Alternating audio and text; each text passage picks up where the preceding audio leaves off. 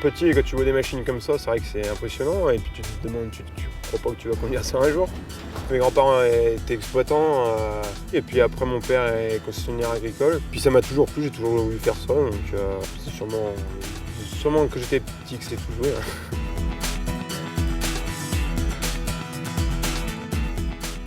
10 hectares jeudi, ça irait? On va mettre tes 10 hectares, on les marque jeudi. On est 3 salariés à plein temps maintenant, donc 3 en CDI. Le matin, on fait un peu le point avec mes collègues. Quand c'est la période de moisson, tout le monde veut faire en même temps quasi.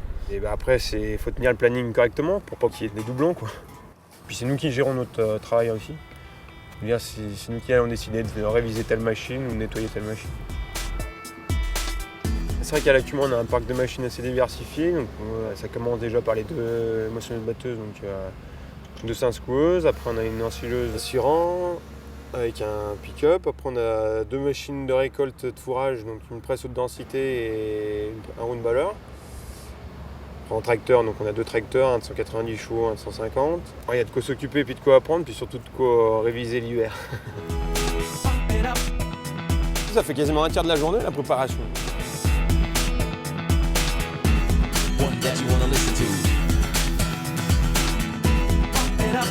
J'ai été en BEP mécanique agricole à Châtillon, dans un lycée professionnel. Après, au bout de 2 ans, j'ai passé un bac agroéquipement en alternance. Pendant mon alternance, j'ai été en stage en Haute-Savoie. J'ai été embauché là-bas pendant quelques mois et je suis revenu, on m'a proposé une place à l'Acumo. Ça va faire 5 ans au mois de septembre. Maintenant, on fait quand même moins d'heures qu'avant. Mais c'est vrai qu'il y avait une mauvaise image aussi là-dessus, comme quoi tu travaillais jour et nuit, tout ça. Alors que maintenant, si, tu as une quinzaine de jours l'été où ça court un petit peu, mais ça a évolué aussi, comme les machines.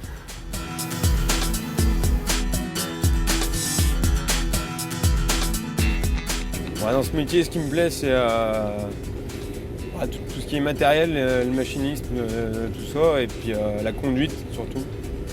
Maintenant, c'est tellement pratique avec les machines performantes qu'il y a que tu es tout le temps après pour finir les réglages en fait. Et la performance de la machine peut varier de très peu sur un réglage, tu peux gagner énormément en débit, quoi. Donc c'est pour ça qu'il faut être vachement calé sur tout ce qui est ordinateur et puis surtout le réglage de la machine.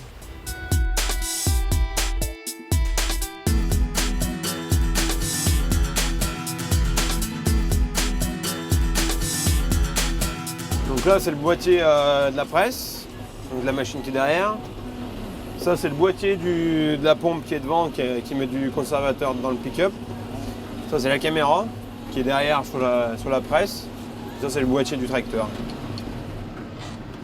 Maintenant, dans les machines, dans les écrans, on a l'humidité du grain, le rendement à l'heure, à l'hectare, la surface de la parcelle.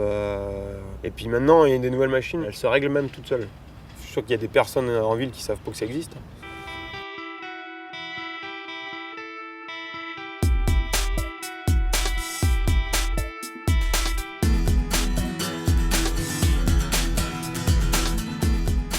Travailler dans l'Acumo, c'est intéressant parce qu'on a souvent du matériel neuf et puis qui fonctionne bien. Puis c'est toujours à la pointe de la technologie.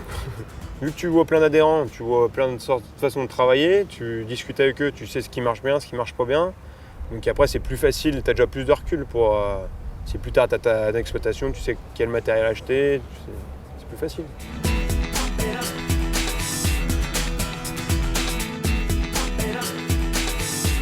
South, you know it's kinda hasty. East and west and north and south, you know it's kinda hasty.